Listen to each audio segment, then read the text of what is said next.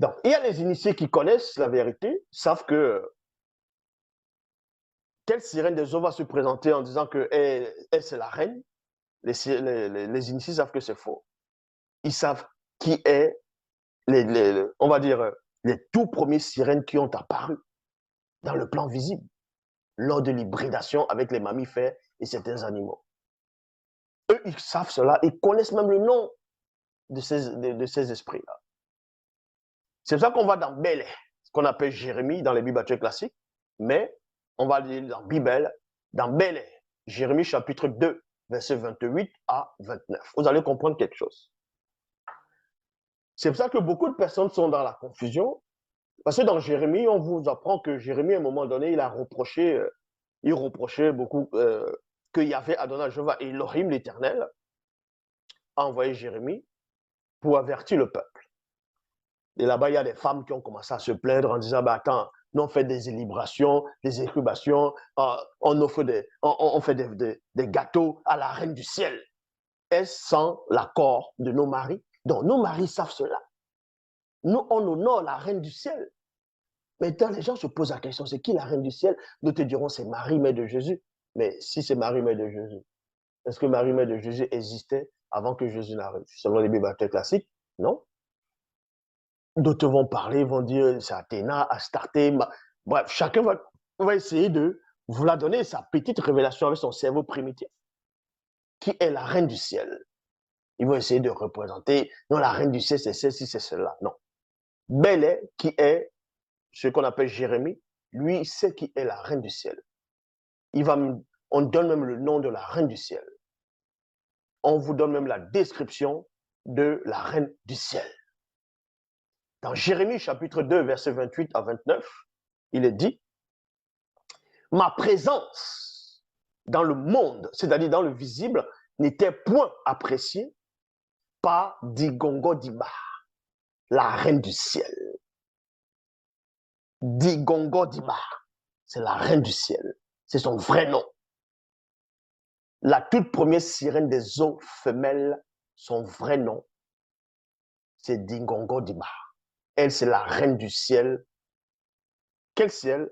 Occulte, qui tenait un conseil de guerre entre les Menguma Madiba de haut rang en mon encontre. Pourquoi en mon encontre? Donc, Bel ici, il a compris, donc Jérémie, qu'à un moment donné, les sirènes des eaux étaient contre lui. Il était en train de former un plan contre lui, pour le détruire, pour le nuire. Et il va voir, il va être informé de ce complot-là. Et dans ce complot, il va voir Dingongo Dima, c'est-à-dire la plus puissante, la deuxième sirène des eaux la plus puissante qui existe. Ça veut dire que c'est c'est-à-dire c'est la deuxième créature. En gros, la sirène des eaux, si Dingongo Dima, c'est une démon femelle. Elle est plus puissante que tous les autres démons de différentes espèces et races qui existent, excepté le tout premier démon. Excepté le tout premier démon. Et je vous ai déjà expliqué qui était le tout premier démon qui existait. C'était un monstre marin. Et on sait à quel moment il a sévi puissamment. Et les auteurs des Bibles classiques, comme dans la coutume, ont pris l'histoire, ils ont changé. Ça, on va aller en profondeur après, si l'on le permet. Donc, il dit ici, ma présence dans le visible n'était point appréciée par Dingongo Dima, la reine du ciel. La reine du ciel. Ça veut dire que même dans les airs, parce que dans les airs, il y a les esprits, et c'est eux qui contrôlent, c'est-à-dire ce monde-là, le monde obscur. Il va contrôler cela avec le mal. Aucune qui tenait un conseil de guerre entre les Menguma Madiba, c'est-à-dire les sirènes des eaux, de haut rang, en mon encontre. Toutes les sirènes des eaux, c'est-à-dire tous les Mengu, toutes les Menguma Madiba, sirènes des eaux de haut rang, étaient là. Je dis bien de haut rang. Toutes les sirènes des eaux de haut rang étaient là à son conseil. Lilith n'était pas là. Parce que Lilith, c'est une sirène des eaux, mais Lilith, ce n'est pas une sirène des eaux, Lilith, c'est une sirène des airs. C'est une démon succube.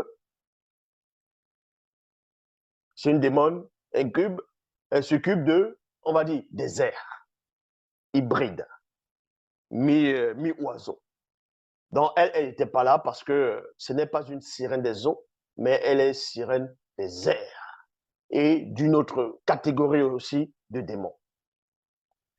Apocalypse chapitre 17, versets 5 à 6 dans la Bible, dit Gongonima avait une figure semblable à celle d'une femme blanche et ayant la chevelure semblable à des serpents de basilic sur la tête. Quand on dit basilic, ce n'est pas la plante, le basilic, hein, parce que le basilic qu'on utilise pour faire des fois la sauce au basilic, non, c'est pas de ce basilic qu'on en te fait allusion. Depuis les reins jusqu'en bas, c'était semblable à un gros reptile.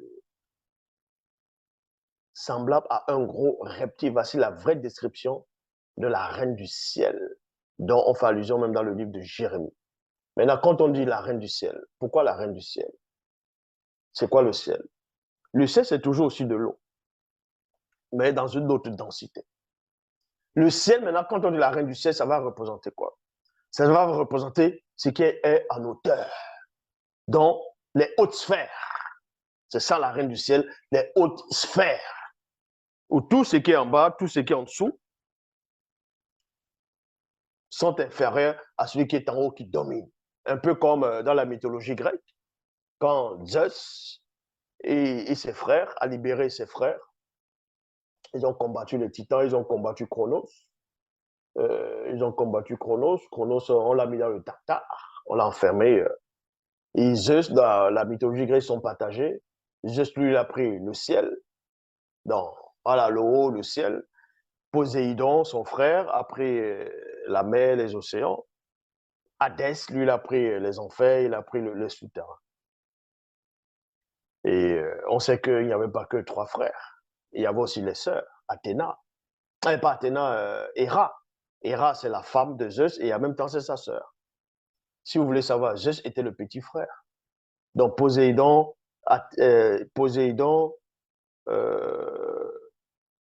il y a Poséidon, il y a ce qu'on appelle Neptune, il y a en même temps Hadès, Héra et les autres sœurs de Zeus.